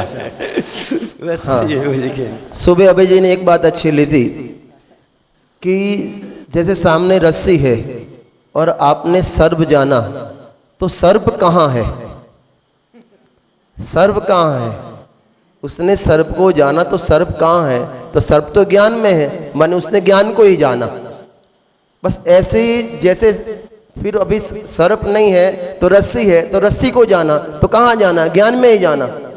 लेकिन लेकिन लेकिन अभी उससे आगे है कि सर्प को जाना, लेकिन फिर रस्सी को ज्ञान में बनी रस्सी को जाना, वो रस्सी को नहीं।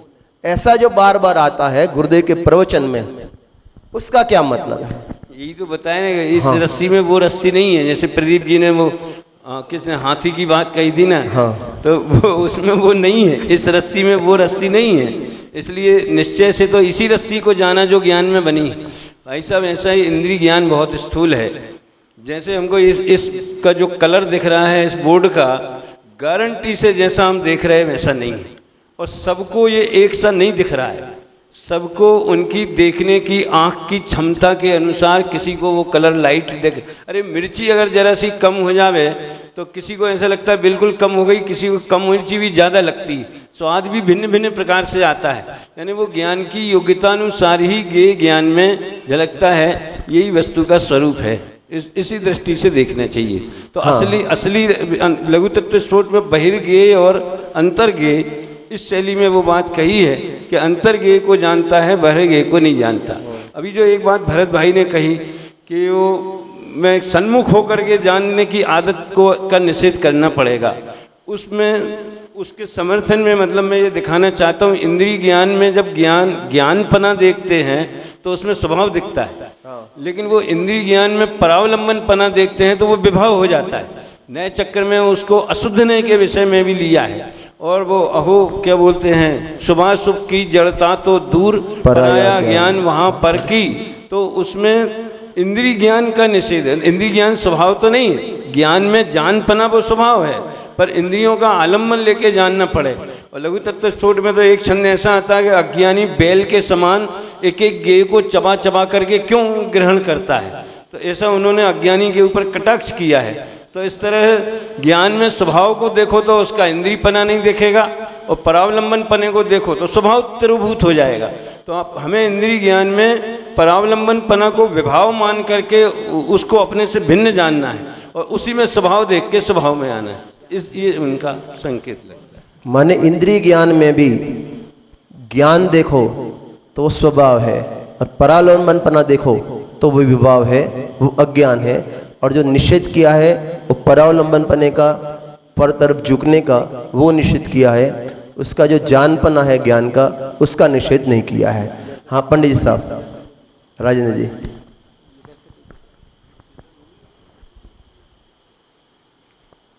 जो ज्ञान जानता है वह ज्ञान की है रचना, वह ज्ञान से निर्मित है, बस ज्ञान ज्ञान जितना।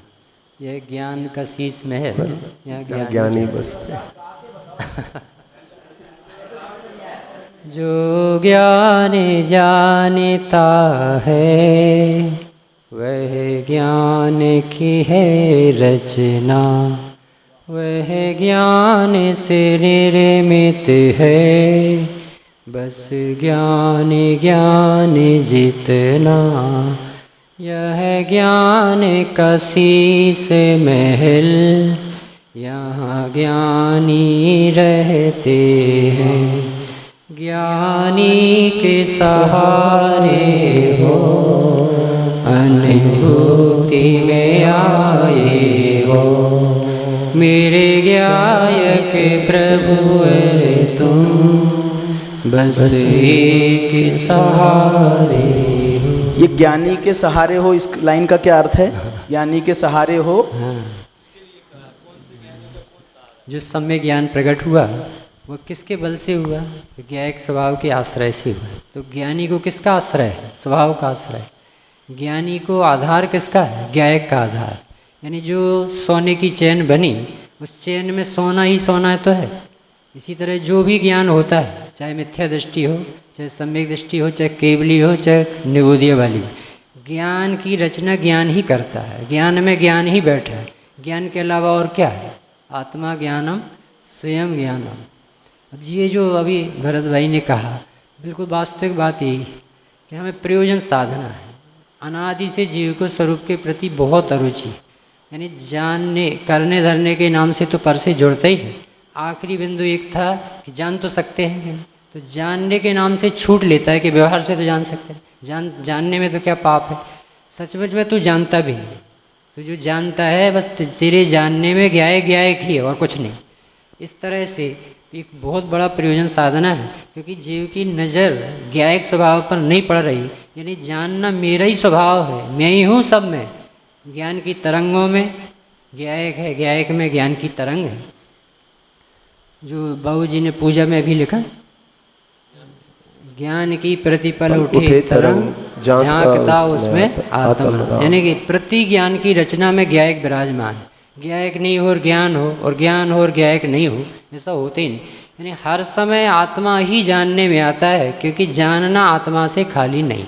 तो इस तरह जानने में तो हमें ज्ञानी जन ज्ञायक दिखा रहे, और हमें इस जानने में ज्ञेयों को प्रसिद्ध कर रहे। ये हमारा भाग्य है, हम जनवाणी के नज़दीक आकर के भी इस तरह से लौट सकते। बहुत बड़ा प्रयोजन सिद्ध होना है। जगत को जाना ये तो मूर्ख भी कहता है कि हम सब जानते हैं, पर जानना जीव का धर्म है। इसमें जानने में जीव प्रसिद्ध हो रहा है।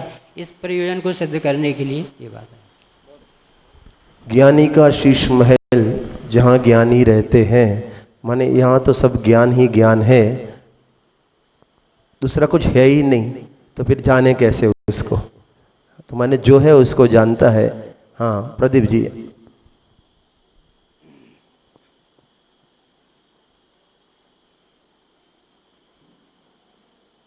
एक रत्न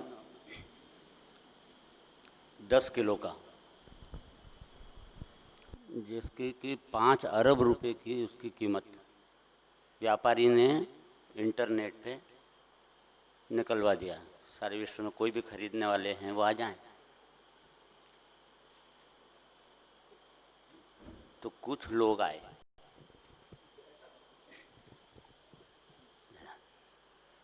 और वो 10 किलो का वो रत्न एक यहाँ बीच में रखा, बड़ा साफ सुथरा चमकीला, जैसा चैतन्य रत्न है वहाँ पे वैसा। उसके ऊपर जो पंखा चल रहा है ना, तो ऐसा पंखा चलता चक चक चक चक चक ऐसा उसके ऊपर दिख रहा था, प्रतिबिंबित हो रहा था। और उधर जो जिसका माल था वो व्यापारी खड़ा था, वो उसका भी रूप उसमें फोटो दिख रहा था। वो खुद आया था, उसका भी उसमें रूप दिख रहा था, सब दिख रहे थे। अब वो आकर कहता है कि यहाँ रत्न कहाँ है, रत्न कहाँ है? कह रहे ये पड़ा है ना रत्न, ये कहाँ पड़ा है? इसमें तो पंखा पड़ा हुआ है, इसमें तो तुम खड़े हो, इसमें तो मैं खड़ा हूँ।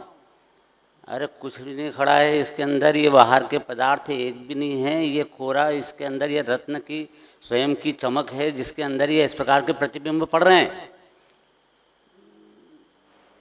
और वो भी अंदर से आए हैं। उसकी खुद की पर्याय है वो रत्न की, न कि वो पंखे की पर्याय है या ये व्यापारी की फोटो है तो व्यापारी की पर्याय है उसमें। तो कहने मुझे तो इसमें एकदम ऐसा दिख रहा है, ये दिख रहा है, ये दिख रहा है कि तू जा अलग अलग हट, तेरे रत्न खरीदने का लायक नहीं है तू। जिसकी दृष्टि उस रत्न पर नहीं है, रत्न पर दिखने वाले प्रतिबिंबों पर है, ये पर है, और वो ये मान कर के बाहर की चीज़ दिख रही है, वो तो कभी रत्न खरीद ही नहीं सकता है। दूसरा आया, उसने देखा, अब सब दिख रहा था उसमें दिखने पर ये जितने भी प्रतिबिंब हैं, यह सब, इसमें बाहर का एक भी पदार्थ नहीं है, और यह स्वयं इस रत्न की ही चमक है, रत्न ही का माल है। और ये जो चमक है, इससे उस चमक को नहीं देख रहा। अभी तो ये चमक जिसके कारण से है, जिसमें है विद्यमान, ऐसे रत्न की अद्भुत कीमत है, और उसने उसको जैसी दृष्टि में गया, पर के बिना का, प्रतिबिंब के बिना का, बाहर के प्रतिबिंब के बिना, बाहर की वस्तुओं के बिना का, और अंदर जो प्रतिबिंब हैं वो रत्न ही है, उसमें उसके प्रतिबिंब कोई बाहर के वस्तुओं के प्रतिबिंब नहीं है, और रत्न ही है, ये समझ कर वो रत्न उसने को प्राप्त हो गया। तो अपनी जितनी सारी बातें हैं, ये सारी ज्ञेय ज्ञान की संबंधित, वो सिर्फ यहाँ भगवान आत्मा रूपी रत्न को प्राप्त करने के लिए है, और यहाँ पर इसीलिए बुलाया है। ये गोष्ठी का आयोजन भी इसीलिए है कि ये सब जने, ये पारखी लोग, वो जो वहाँ से आए थे ना, दूर दूर से, कोई शिमला से आया था और कोई अमेरिका से आया था, कोई लंदन से, ऐसे आप सब यहाँ पे ये रत्न के प्राप्त करने के लिए आए हैं, चैतन्य रत्न प्राप्त करने के लिए आए हैं। और अब ये है जो उसमें समस्या यही आ रही है कि ज्ञान के अंदर वो ज्ञेय के आकार जो दिख रहे हैं ना भैया, ये तो उसमें बाहर के पदार्थ दिख रहे हैं कि नहीं दिख रहे हैं, पहले ये बता दो तुम कि अगर दिख रहे हैं तो चलो बाहर, यहाँ तो फिलहाल कोई अभी ये तुम रत्न खरीदने के लायक नहीं हुए, समझे? बाहर के दिख रहे हैं कि नहीं? तो गुरुदेव ने कहा नहीं, ज्ञेय से ज्ञान, बाहर के ज्ञेय उसके अंदर नहीं है, ज्ञेय को नहीं जानता, ज्ञेय संबंधित अपनी स्वयं की पर्याय को जानता है। सब पोता नहीं ज्ञान की पर्याय नहीं जाने चाहिए, अपनी ज्ञान की पर्याय को जानता है। ज्ञान की पर्याय ज्ञेय संबंधित का अर्थ कि उससे सब रिलेशन हो गया है, ऐसा अर्थ नहीं। संबंधित का शब्द का अर्थ वहाँ पे ज्ञेय जैसा, सिर्फ जैसा लगाने के लिए है वो संबंध। ज्ञेय जैसा है तैसा, यहाँ पे ज्ञेय संबंधी अपने पर्याय को, मैंने ज्ञेय के कारण उत्पन्न हो रही है संबंध के कारण से, उस संबंध का तो वहाँ पे कोई अर्थ ही नहीं है। संबंध शब्द का अर्थ ही ज्ञेय के समान, ज्ञेय जैसा, जैसा बाह्य ज्ञेय है वैसा यहाँ ज्ञान हो रहा है, ये ज्ञेय संबंधी ज्ञान। और ये जो ज्ञान हो रहा है वह सब ज्ञान की पर्याय ज्ञान गुण में से, षट कारक से उत्पन्न हो रही है, घड़ के निकली हुई है, और उसके अंदर सिर्फ ज्ञान की ही रचना है, बाहर का ज्ञेय का अंश भी उसके अंदर बिल्कुल भी नहीं है। तो वहाँ पर जैसे